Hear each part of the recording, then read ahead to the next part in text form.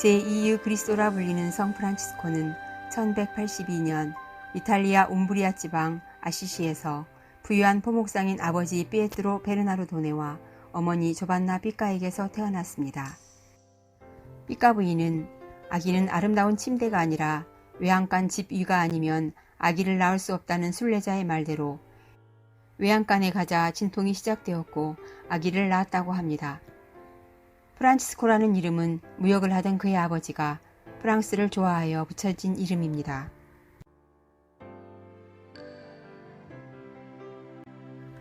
프란치스코는 값비싼 옷을 즐겨 입고 친구들과 자주 연애를 갖기도 했으나 선천적으로 가난한 이들에게 관심이 많았습니다.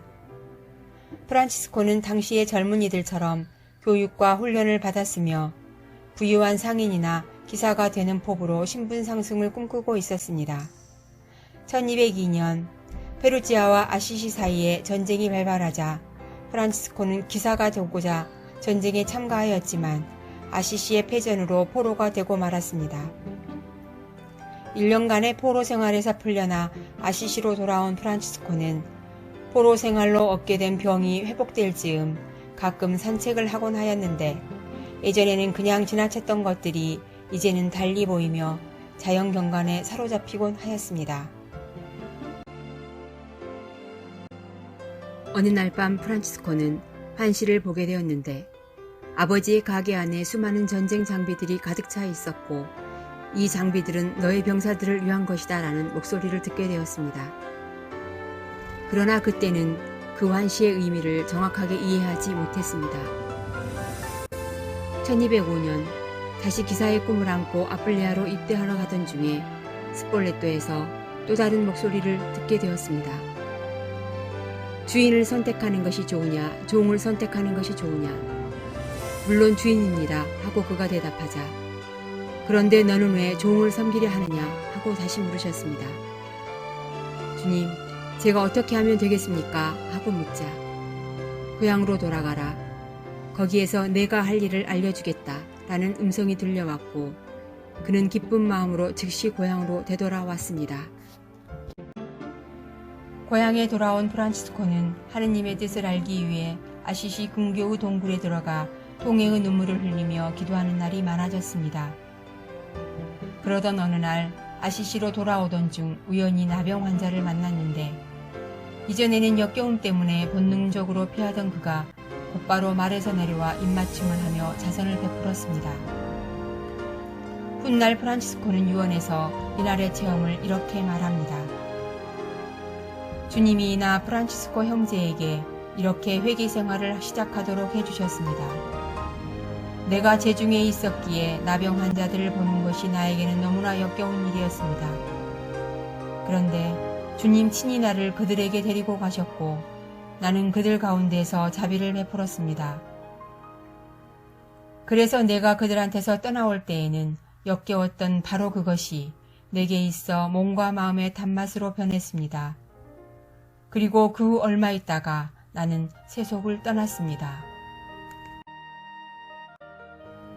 어느 날 프란치스코는 다 허물어져가는 성 다미아노 성당 안으로 들어가 나무 십자가 앞에 무릎을 꿇고 기도하던 중 십자가에 예수님께서 말을 건네셨습니다. 프란치스코야, 가서 쓰러져가는 나의 집을 고쳐라 하시는 말씀을 듣게 됩니다.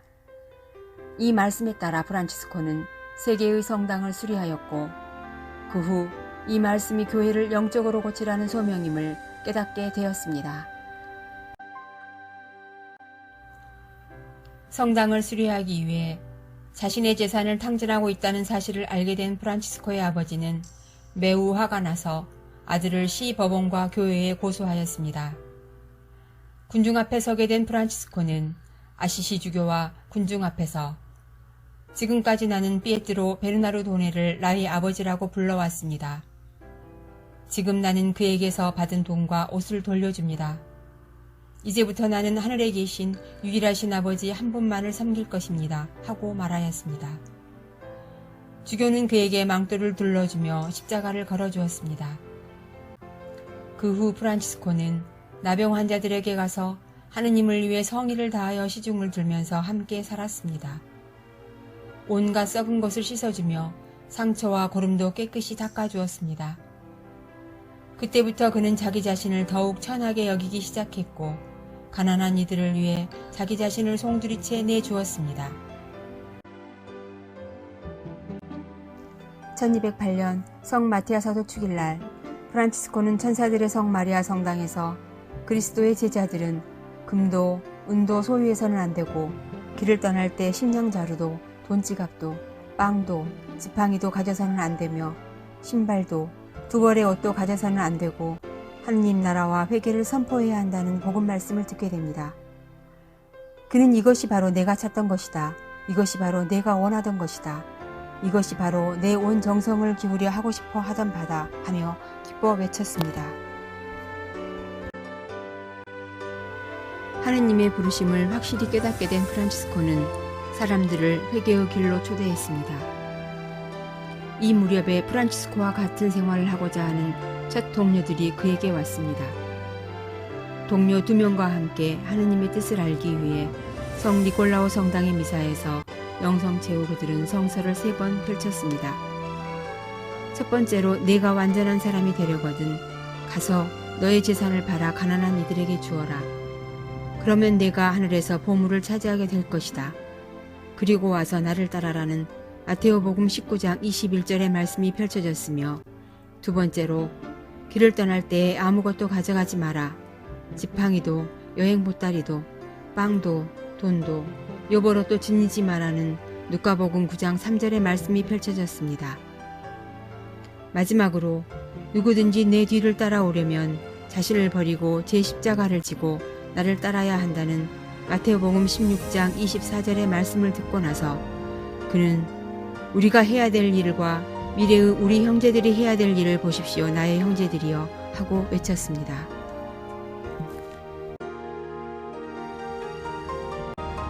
그 후 동료들이 11명이 되었을 때 그들은 아시시에서 가까운 니보토르토의 움막에 머물면서 극도로 가난한 생활을 하였습니다. 그들은 들에서 일했으며 보수를 주지 않을 때는 애긍을 청하였습니다. 애국물은 그들이 봉사하는 나와누들과 나누었습니다. 그들은 거처를 천사들의 성 마리아 성당이라는 작은 성당으로 옮겼고 이 작은 성당에서 작은 형제회가 태동하게 되었습니다. 형제들의 수가 늘어갔고 형제의 고귀한 영적 건물이 솟아올랐습니다. 성인은 이곳을 어느 곳보다도 사랑하여 특별한 존경심을 갖고 대하라고 명하면서 이곳이 형제회의 겸손과 극도의 가난의 표본으로 보존되기를 원하였습니다.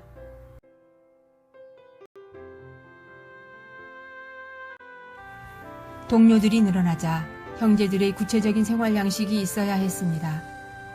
프란치스코는 자신과 형제들을 위하여 그리고 현재와 미래를 위하여 단순하게 몇 마디 말로 거룩한 복음의 말씀을 주로 인용하여 오로지 그가 갈망했던 완덕을 위해서 생활 양식과 회칙을 썼습니다. 1209년 프란치스코는 자신들의 생활 양식에 대해 로마 교회의 인준을 받고자 형제들과 함께 로마로 떠났습니다.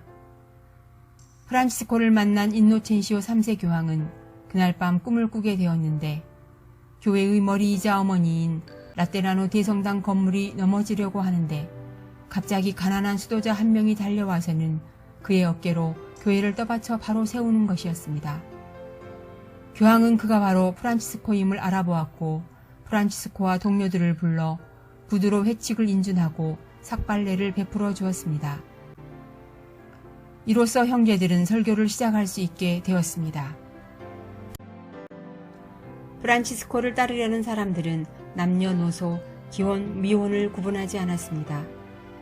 그리하여 프란치스코는 남자 탁발 수도회인 작은 형제회와 여자 봉쇄 수도회인 가난한 글라라회를 창설하였고 세속에 사는 이들을 위해 회개하는 형제 자매회를 창설하였습니다.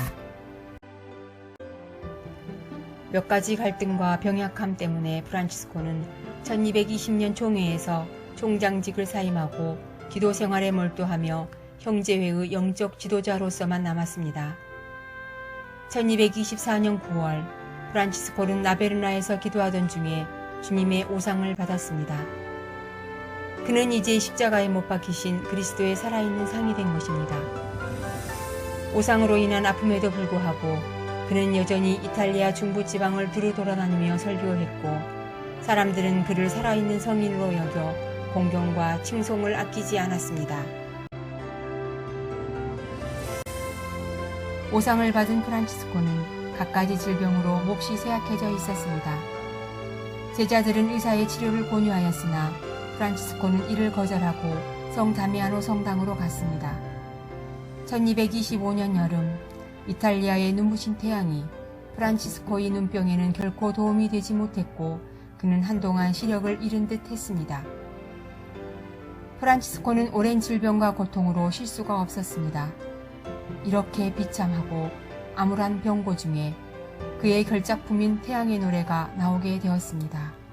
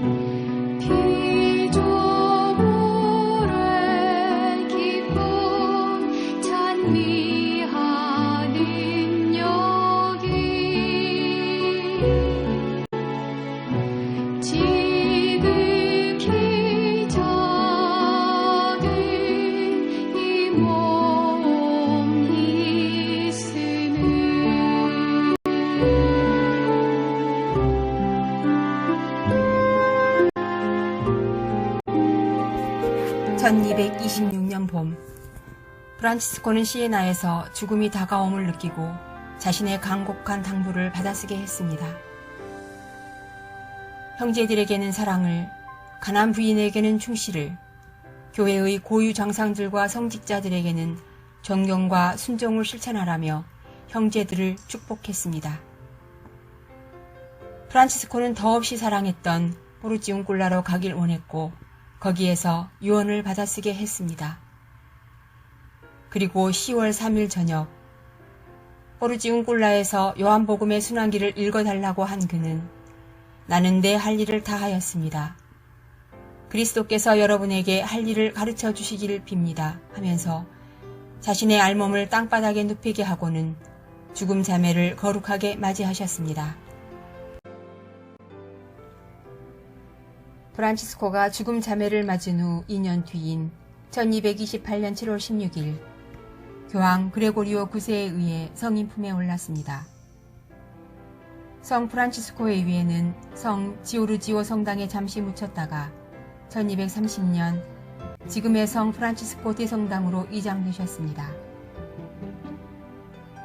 프란치스코의 삶은 오직 예수 그리스도의 발자취를 따라 복음을 사는 것이었습니다.